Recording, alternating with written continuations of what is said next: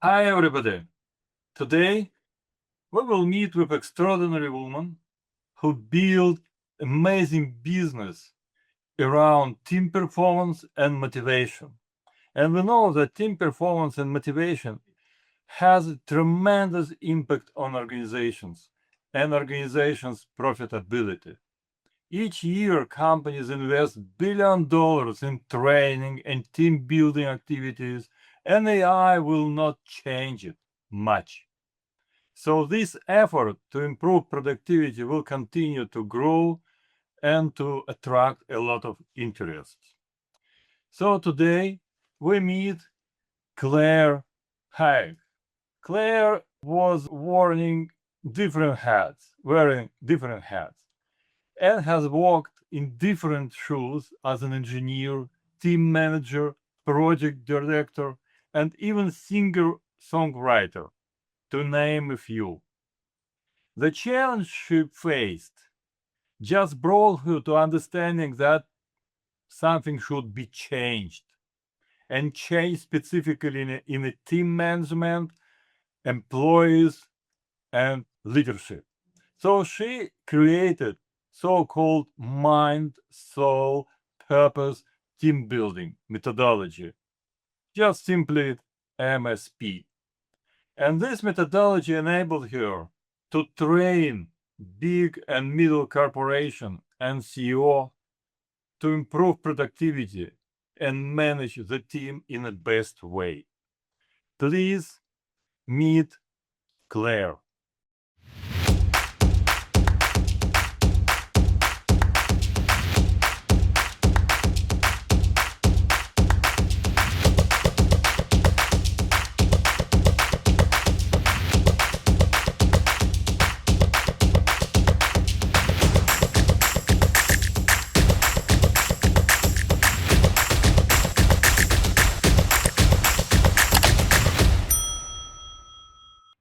Hi, Claire. I'm so happy to have you on my podcast. Thank you for Lovely to coming. be here. Lovely to be here with you, Leon. How are you today? I'm okay. Very nice. Thank you very much. How are you? I'm good. I I'm like your good. smile. That's amazing. You made my day. Yeah, well, that's important nowadays. We gotta smile, right? There's a lot Yeah. going on. So, Yes, yeah, exactly. keep up the good mood. Keep up the good mood. So tell me more about your background. Yeah, well, that's a very general question. But I General, could, but I you could, have each background is different, so you have something unique that brought you yeah.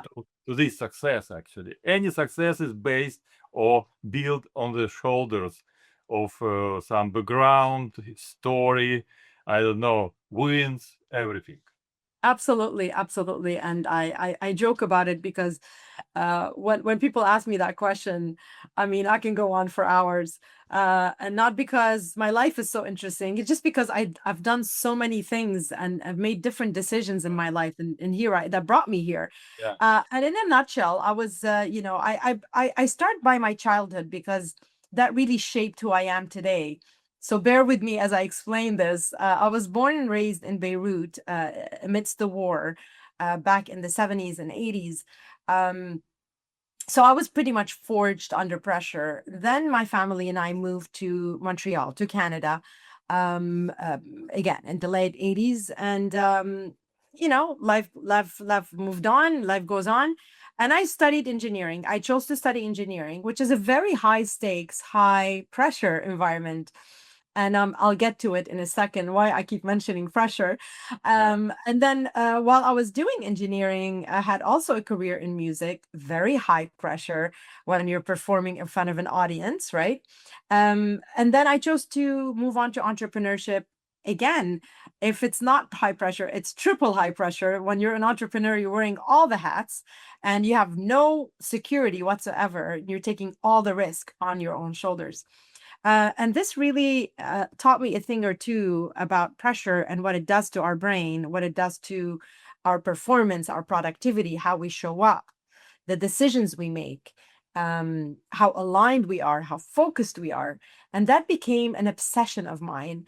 And I moved on to study the brain, neuroscience, and understand why we behave a certain way when pressure hits. Now, most organizations and most schools, and I'm sure you know this, Leon, we are trained in calm conditions. This is what we're trained for. This is calm environments, and here's in theory, the situations, this is how you behave. We put on these skills, we take on these skills, but nobody really trained us to understand what happens to us and our behavior and our skills when pressure hits, because now the brain is no longer in functioning the same way. It's in its survival brain and no longer in the wise brain CEO, the prefrontal cortex. So this really is what I do now. Mainly is leadership training and development, but not just a workshop or two, but really make an impact on long-term impact on behavior when it comes to senior leaders making very important decisions daily, where alignment, focus, and calm authority is not is not a given, and it's a trainable skill under pressure. That's where you train it. That's amazing. So after you train like engineer, what driven you to move to some? You told about it, but let's elaborate a little bit more, because engineer, it's a totally different from psychology, and it's a different understanding of the world. And when I deal with my employees, engineers as well, sometimes I'm engineer, but I am for 20 years entrepreneur, and sometimes we don't understand each other. So what driven you to understand how to move from engineer to psychology and to understand finally psychological part of the business? That's such a good question, Leon. I've always been I felt like I was a double agent in my own life. I the analytical side in engineering, but also the very human side that I got to practice and really tap into my right brain. So the left brain, the analytical, and the right brain as a career, during my career as a musician. And so having tapped into both these equally, into both these brains, it really opened me up to being able to relate, connect to a whole different level with people. And I think that's why I was very successful in my engineering career. They put me on crazy projects where there was so much at stake, where lives could be lost or millions of dollars down the way with the wrong decisions at the wrong time. And I excelled because I had developed that, I guess, that skill where I was able to connect with people at a whole different level. And I believe now that I understand the brain science, is because I was able to tap full as much as possible in my left and right brain, not just in one side more than the other. Now, what really pushed me into wanting to understand all this, I hit a wall, like we all do, right? When I turned, in the year before I turned 50, something happens, I think, in your brain and your consciousness when you hit the 50. Some people hit the 40 and freak out. I hit the 50. I don't freak out per se, but I started questioning things, and I felt like I hit a wall, and I wanted to understand. I said, well, I'm going to be 50 this year. I mean, that was like almost 3 years ago. What am I doing with my life? What have I done? What have I achieved? And I had achieved a lot, but I didn't feel like I was ready for the next phase of my life. So I started really questioning my behavior. I started wanting to understand a bit more how I acted, what my projection was, why I was shrinking and not taking up space and not playing at the level I was built for. With all the talent I had, why was I holding myself back? Why was I standing in my own way? I felt truly like I was standing in my own way because I felt that I could achieve way more, and not just for the sake of achieving, Leon, but more that I felt like I can make way more impact in the next 20, 30 years of my life.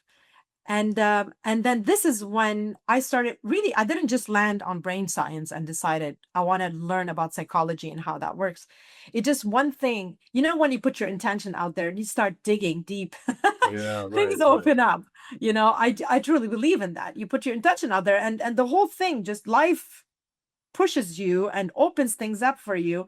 And only if you act on it, then you will receive this information. And I acted, God, I acted like crazy that year. That was back in 2023. So I read a lot of books. I got really curious. And then I went to conferences. I went to empower, motivational conferences. I've traveled a lot in my life, but now that year was travel to go and study and learn. I felt like I had to refresh everything I've learned so far. And this pretty much brought me to everything that I did that year, brought me into brain science, into neuroscience. And I'm like, you know what? It's all pointing there. I guess I should follow it. And that's literally what I did. And I got a certification in coaching in neuroscience, just so I can coach myself, Leon, not anybody else. I was not interested in coaching anybody else. I wanted to understand me, because how are you able to coach anybody and change anybody or help somebody transform if you do not transform yourself and understand yourself inside out, right?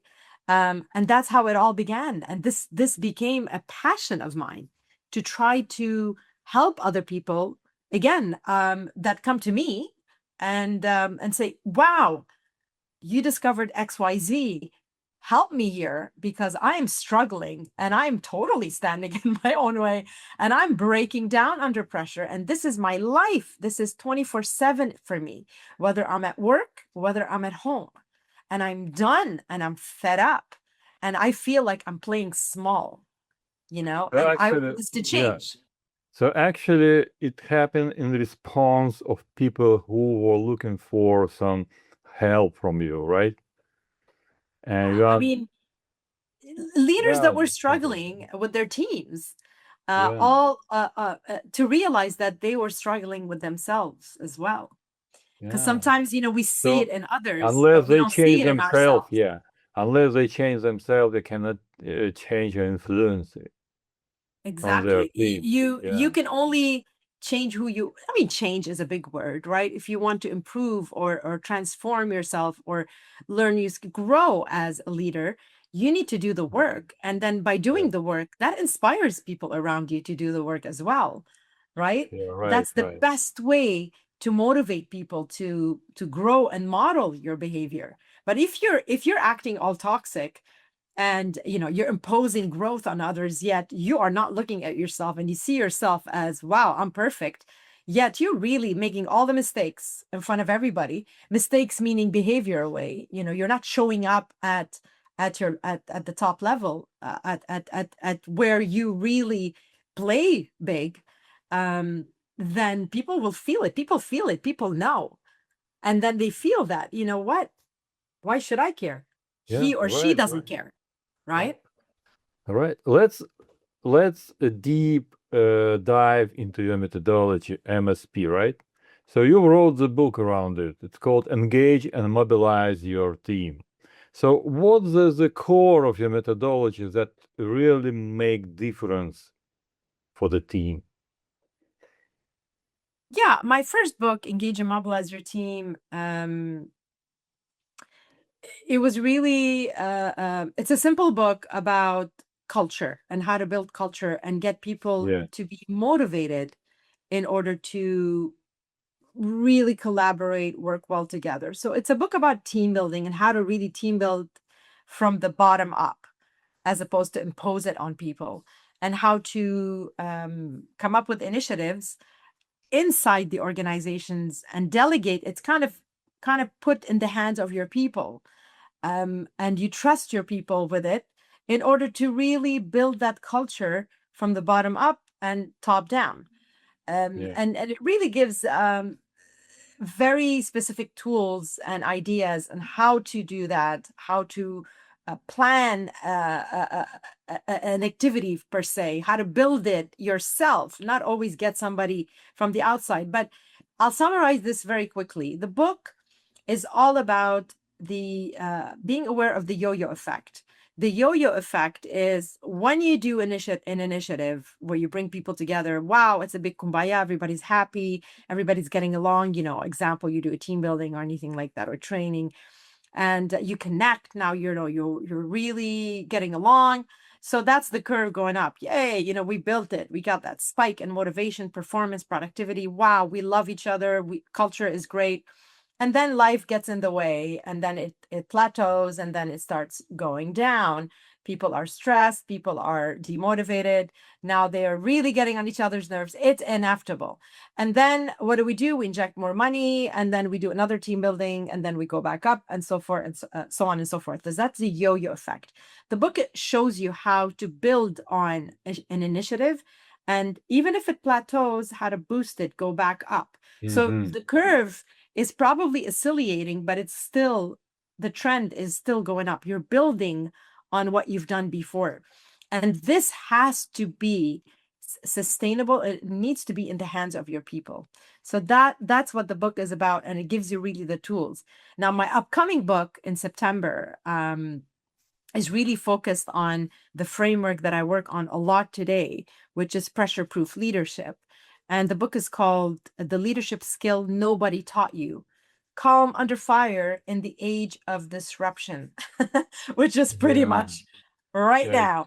And that's coming up Very September actual, 9th. And this is really where I'm focused right now when it comes to working with senior leaders and their teams on how do we navigate the next 10, 20 years, and how do we train for it? How do we prep for it? And how do we show up and play at the level we were built for? Yeah, enterprises, I meet a lot of enterprise management, and they all trouble with not AI onboarding. They understand now, they have some companies how to onboard AI, how to use AI. The problem, what to do with the team, how to configure their team in a new way, whom to remove, whom to keep, whom to hire. And again, the culture, because culture, it happens a huge transformation for the culture of the team, and specifically in big corporation trying to adapt transformation today, AI and all this stuff.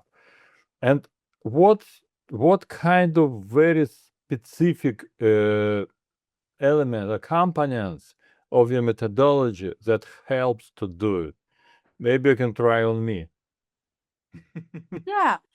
I mean, the way the pressure-proof leadership system works is literally a tailored approach to every organization. This is not a one-day workshop where I come in and I talk about performance and give tools for people to be able to use and have the awareness of pressure is doing something to me, and who am I becoming under pressure, and is it really helping me? Is it helping me serve my organization, serve myself?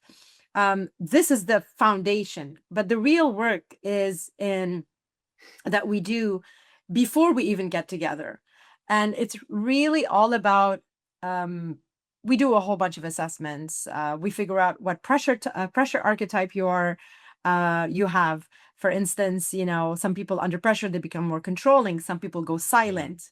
Some people become more compliant. There's so many. There's about 5 that I pinpointed because we can go on forever, right?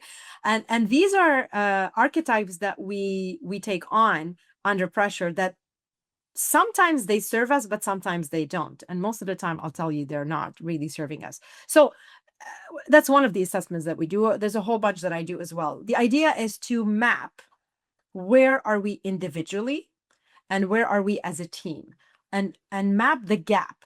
Where are we really falling short when it comes to high stakes conditions, high pressure, where we need to make decisions, where misalignment can creep in, et cetera, et cetera, et cetera. We also can map the cost of what's really costing us right now. So this is our baseline. I guess that's the engineering side of me. I have to measure everything. Yeah, But how do right. you know you're improving if you're not measuring, right? So this is where we start. So we start with the self-awareness, understanding, oh my God, I've been doing this for this long and it's really not helping me and it's not helping my team.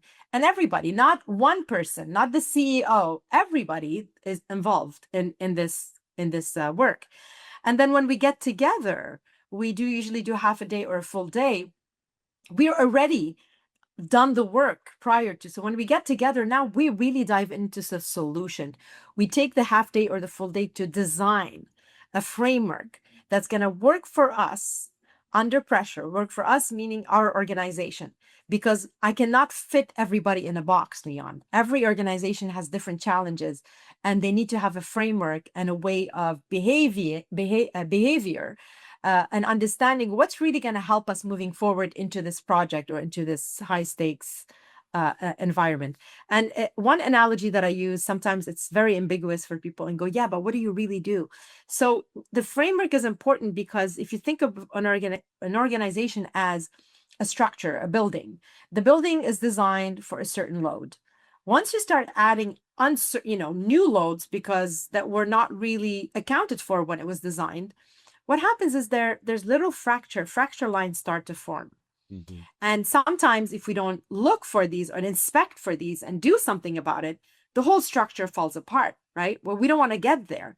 My work, think of it as the engineer that comes in and puts reinforcement bars, knowing the load is coming, to make sure that the organization and the leadership team can hold under all these new initiatives and all these maybe uncertain times or growth or M&As or transformation in AI, so on and so forth. So we work on designing the framework that will serve this specific structure, enabling the leadership team to, no matter what's happening, to still show up aligned, to still show up focused, and be able to tap into their prefrontal cortex, their brain CEO, and not go to their survival brain that is a random behavior that is not going to serve them. They'll be focused enough and aligned enough and have the tools and the tricks and the resets to be able to show up with calm authority, no matter what is at stakes. And that is the foundation of the success of a business, because a business is run by people. And if your people are not running in their right mind, then your organization is being ran by a survival brain, which is not a thinking brain, which is not the strategic brain. And that is very underestimated nowadays. Yeah, thank you very much, Claire. That totally understandable how it works. The question: how are you dealing with tough situation when really survival mind just conquer all the organization? How you solve this problem? Yeah, I mean, there's a lot of tools, and this is what I teach in the framework, and we practice this. Some of the tools are, first, you need to recognize what are you defaulting to. So if, let's say, you become more controlling, knowing that you become more controlling, then there's certain things you could do. For instance, you can ask yourself the question, maybe pause, learn, or practice to pause before replying. Have that self-awareness and go, wow, I'm being really controlling right now. I'm looking into everything. Is this really necessary? Is this what my team needs? So having that self-awareness and practicing these tools where you're able to pause, observe, and go, whoa. When I talk pause, we're not talking a day. We're talking 5 to 10 seconds. Just practicing pausing for 5 to 10 seconds before you jump and answer a question or you make a decision, that can literally save you $1 million mistake of a decision that was made in the survival brain. Because when you pause and you take a deep breath, you're really literally bringing all the blood flow into your strategic mind, who's able to make a much better decision. So this is just a simple example of things that people practice when I work with them. And the feedback, Leon, is amazing, because they said, I never even thought of pausing. I didn't even know there was a pause. That's even an option. But you can literally just, as somebody's talking to you and freaking out, you can take a deep breath and just calm yourself down. Now, because you're aware, you're going to jump into the control and make the decision, right? And just kind of, you can simply say, I see that I need to make the decision right now. Give me 5 minutes. I need to gather my thoughts because right now there's a lot going on. There's a lot of noise. I need to get rid of the noise. I need 5 minutes. I'm going to give me 5 minutes. I'm going to call you right back. There's nothing wrong with that. Modeling that models real control, self-control, models real growth, and models really a wise behavior, calm authority. That is the leader that you want in your organization. And that 5 minutes, like I said, can save you a mistake that can cost you millions of dollars. And trust me, I say millions because I've measured this. I've done pressure diagnostics with clients where we've gone back on certain decisions that they took under pressure and how much it really cost them at the end of the day. And that's one decision per quarter. Imagine how many decisions are being taken per quarter and what is the number at the end of the year. It's actually, you don't want to go there because you'll lose your mind. And that number, that cost, is not on any financial statement, Leon. Nobody puts it on a financial statement. The cost of making the wrong decision. Because I was in my survival brain. It puts company in bankruptcy, yeah. Finally. Exactly. So, I mean, again, I can't take a long time explaining, but this is just a small example that is so powerful. Just taking a pause, learning to practice to pause and breathe before you answer a question. And if you look at the amazing minds out there, that's what they do. Next time you watch a very successful leader speak, they pause before they answer, especially a high stakes question from the journalist or something really that triggers them. You feel like they're really triggered and they're being attacked. They take their time. Steve Jobs is one of them, actually. I don't know if you've seen that video.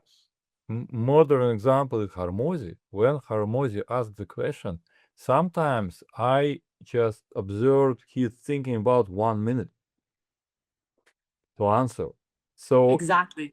It's very important to understand that you're thinking not out of the fear, but out of the reality and what happens around. So, and this is the most difficult for people who are managers with high ego, to separate their fear, ego.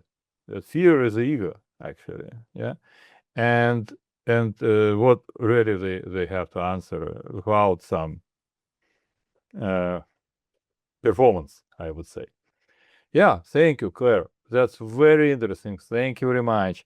And my last question, what kind of recommendation or advice you can give to early entrepreneurs who are building some unicorn, and when they have to think about and behave like unicorn, despite the fact they are not yet? Yes. Great question. You ask really good questions, Leon. Thank you very much. I'm really enjoying this podcast. I prepare it. Thank you. I love it. I love the questions. They're so pertinent and so impactful. It shows that you really you take it hard serving your listeners and the people watching your podcast. For entrepreneurs out there, I see you, I feel you, I hear you. My advice to you is to be self-aware. Understand your self-behavior. Understand what you are defaulting to when pressure hits. Or who are you being? Who are you showing up as during the day in front of your people or in front of investors? Who are you? Who are you showing up as? Is this the version of you that is serving you? Or is this the version of you that is taking away from your power? And I'm talking about power over people. I'm talking about empowerment, self-empowerment. ask yourself the question, am I playing at the level I was built for? Am I happy with how I'm performing, how I'm showing up? Is this the version of me that my future self, when I'm 80 years old, is going to look back at and say, wow, you really, really played at that level. Yeah. Congratulations. Or is your 80-year-old going to go, man, you really played small. You could have done so much more. You are so great. You're greater than you think. So aim high. I'm not talking about money. I'm talking about self growth, how you see yourself and how you see your abilities and what is achievable and what is your purpose, your impact. What do you want to leave behind? Think about these things. Take the time to write this down. And only then you can transform and become the person that you envision. And always have that crazy dream, a crazy achieving dream, that, level that you're aiming for, because it's achievable. The brain is neuroplastic.